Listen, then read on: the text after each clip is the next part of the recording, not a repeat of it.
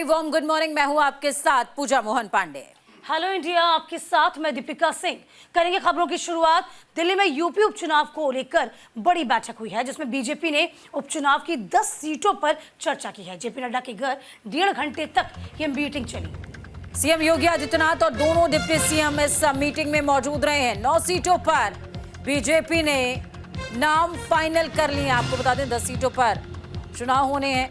RLD के खाते में एक सीट जा सकती है। जयंत चौधरी से भूपेंद्र चौधरी की मुलाकात होगी। देखिए, बात मीरापुर सीट की जाए तो मीरापुर सीट को लेकर बातचीत समझ है। तो दिल्ली में यूपी उपचुनाव को लेकर बीजेपी ने एक बड़ी बैठक कल की। बीजेपी अध्यक्ष जेपी नड्डा के साथ यूपी बीजेपी कोर ग्रुप ने उपचुनाव की 10 सीटों पर चर्चा की है।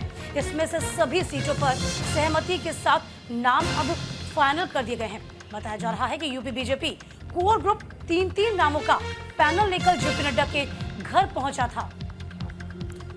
तो जेपी नड्डा के आवास पर 1.5 घंटे तक ये बैठक चली, जिसमें सीट डिवाइडेशन को लेकर तस्वीर क्लियर होती नजर आ रही है। तो वहीं बीजेपी प्रदेश अध्यक्ष भूपेंद्र चौधरी सहयोगी दल यानी कि आरएलडी के अध्यक्ष जयंत चौधरी से मुलाकात करेंगे, बात करेंगे।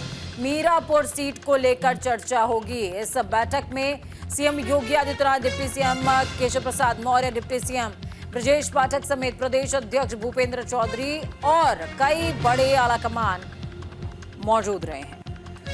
बिल्कुल, देखिए, मीटिंग कई मायनों में खास है। 10 सीटों पर उपचुनाव होंगे उत्तर प्रदेश में, और जैसे एक लिटमस टेस्ट माना जा रहा है विधानसभा चुनाव होने से पहले। तो फिलहाल आपको बता दें, लोकसभा चुनाव में जिस तरीके से जीत की उम्मीद जताई जा रही थी उत्तर प्रदेश के सिनेरियो से, तो वहां से राहत की खबर नहीं थी। उस बीच देखिए, तभी से ही बीजेपी लगातार तैयारियों में जुटी हुई है।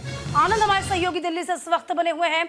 आनंद, देखिए, जेपी नड्डा के घर में ये बड़ी बैठक हुई है यूपी उपचुनाव को लेकर। जाहिर सी बात है, देखिए, उपचुनाव कहीं ना कहीं विधानसभा चुनाव से पहले एक लिटमस टेस्ट माना जा रहा है। तो परफॉर्मेंस की बात आए तो बीजेपी जाहिर सी बात है पूरी तैयारी में जुट चुकी है। आनंद जी बिल्कुल दीपिका, अगर बात की जाए चुनाव को लेकर, जो उत्तर प्रदेश में उपचुनाव होने हैं उसमें 10 सीटों पर उपचुनाव होने हैं, जिसको लेकर कल लगभग 1.5 घंटे से ज्यादा बैठक चली, जहां बीजेपी के तमाम नेता उसमें पहुंचे। जहां की अगर उत्तर प्रदेश की बात किया तो सूबे के मुख्यमंत्री योगी आदित्यनाथ, दोनों डिप्टी सीएम जो है ब्रजेश पाठक, केशव प्रसाद मौर्य, प्रदेश अध्यक्ष भूपेंद्र चौधरी और संगठन मंत्री प्रदेश के धर्मपाल जी, तो वो पहुंचे। उनके साथ साथ जब बैठक थी तो बैठक की अगुवाई खुद राष्ट्रीय अध्यक्ष जगत प्रकाश नड्डा कर रहे थे। उनके साथ गृह मंत्री राजनाथ सिंह थे और प्रभारी थे। तो कहीं ना कहीं इसको लेकर बड़ी बैठक हुई। अगर बात उपचुनाव की, 10 सीटों पर उपचुनाव होना है, जिसको लेकर कल लगभग तमाम सीटों पर बातचीत फिक्स कर ली गई है। दरअसल अगर 10 सीटों के उपचुनाव की बात की तो बीजेपी के लिए बहुत खास है, क्योंकि लोकसभा चुनाव में जो बीजेपी ने उत्तर प्रदेश में अनुमान लगाया था उसके अनुकूल रिजल्ट नहीं निकले, जिसके बाद अब जब चुनाव होने तो उसको लेकर दिल्ली तक मंथन किया जा रहा है। दरअसल 10 सीटों पर उपचुनाव होने को लेकर कई ऐसी सीटें जिसमें अगर आप बात की जाए तो बहुत इंपॉर्टेंट है। चाहे मिल्कीपुर की बात किया जो कि अयोध्या है, क्योंकि आपने लोकसभा में देखा होगा कि अयोध्या से बीजेपी हार गई थी। इस बार उसको लेकर कोई कोर कसर बीजेपी नहीं छोड़ना चाहती। यही कारण है कि मिल्कीपुर समेत तमाम करहल, जहां से खुद विधायक हुआ करते थे अखिलेश यादव, और साउथ मतलब उत्तर प्रदेश के साउथ की सीट जहां से आरएलडी के साथ समझौता हो चुका है, वो सीट आरएलडी को दी जाएगी। तो हर एक सीट पर उत्तर प्रदेश से बात की है तो 5 नाम वहां आए थे उत्तर प्रदेश में, प्रदेश कार्यकारिणी में उसको चिन्हित करके वापस वहां से स्क्रूटनी करने के बाद 3 नामों को दिल्ली लाया गया था। दिल्ली लाने के बाद तमाम 10 सीटों पर अब नाम जो आनंद, लोकसभा चुनाव के दौरान जिस तरीके का रिजल्ट रहे, उस रिजल्ट के बाद जब मंथन हुआ हर पहलू पे, तो निकल कर एक फैक्टर ये भी आया कि योगी आदित्यनाथ ने कुछ सीटों पर कैंडिडेट्स के नाम पर मुहर लगाई थी, वो लिस्ट सौंपी थी आला कमान को, लेकिन उस लिस्ट को तरजीह नहीं दी गई, जिसकी वजह से उत्तर प्रदेश में रिजल्ट्स कुछ इस तरीके से रहे जो बीजेपी को चौंकाने के लिए काफी थे। क्या इस बार 10 सीटों पर जब प्रत्याशियों का नाम बीजेपी फाइनल कर चुकी है, बैठक हुई है जेपी नड्डा के आवास पे, इसमें योगी आदित्यनाथ और दोनों उप मुख्यमंत्री केशव प्रसाद मौर्य और डिप्टी सीएम ब्रजेश पाठक दोनों ही मौजूद रहे हैं, तो क्या इस बार पिछली गलती को दोहराने के ना इरादे से सुधारने का इरादा है क्या?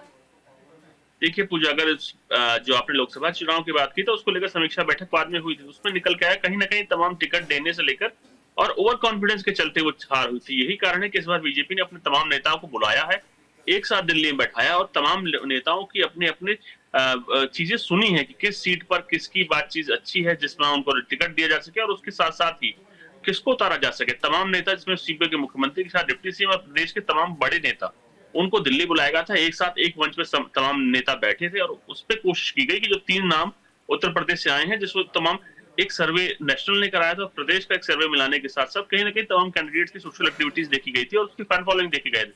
उसके बाद कोशिश की गई है कि जो इस 10 सीटें हैं उसमें जिताऊ कैंडिडेट को दी जा सके। बिल्कुल। एक खुद आरएलडी को दी जा रही है, जो कि अच्छा बने रही है आनंद, आप- एक बात जी। बताइए, जिस तरीके से हम ये भी देख पा रहे थे लोकसभा चुनाव के मद्देनजर कि आरएसएस लगभग काफी दूर था, बीजेपी ने उसे दूरी बनाई हुई थी, आरएसएस वापस सक्रिय हो गया है, तो क्या इसका भी असर कहीं ना कहीं इस उपचुनाव में देखने को मिल सकता है? दीपिका, आपने अगर बात की जाए हरियाणा चुनाव में, उसमें भी आपने देखा कि लोकसभा के बाद हरियाणा चुनाव में आरएसएस बीजेपी के साथ खड़ा रहा और लगभग 1100 से ज्यादा बैठकें की गई हरियाणा में ही। और रिजल्ट क्या है आपने बिल्कुल आप जानती हैं, और जो लोग सोच रहे थे रिजल्ट उसके विपरीत है, जबकि ज्यादातर लोग कह रहे थे कि बीजेपी हरियाणा में हार रही है। लेकिन जो रिजल्ट आए उसने बताया कि आरएसएस की उसमें बड़ी महत्वपूर्ण भूमिका रही। आरएसएस ने 1100 से ज्यादा बैठकें की हरियाणा भर में बीजेपी को लेकर, और जब दोनों ही संगठन एक साथ चुनाव लड़ते हैं तो ये इतिहास रहा है कि अच्छी जीत होती है। और अगर आप उत्तर प्रदेश की बात करें तो उत्तर प्रदेश वो प्रदेश है जिसके लिए कहा जाता है कि दिल्ली का रास्ता लखनऊ से होकर गुजरता है। तो यही कारण है कि बीजेपी भी इसको लेकर कोई कोर कसर छोड़ना नहीं चाहती है। लगभग 1.5 घंटे से ज्यादा बैठक चली जेपी नड्डा के घर पे, और वो भी 10 उपचुनाव सीटों को लेकर। आमतौर पर इस तरीके की प्रक्रिया देखी नहीं जाती है, लेकिन एक एक सीट को प्रॉपर तरीके से देखा गया।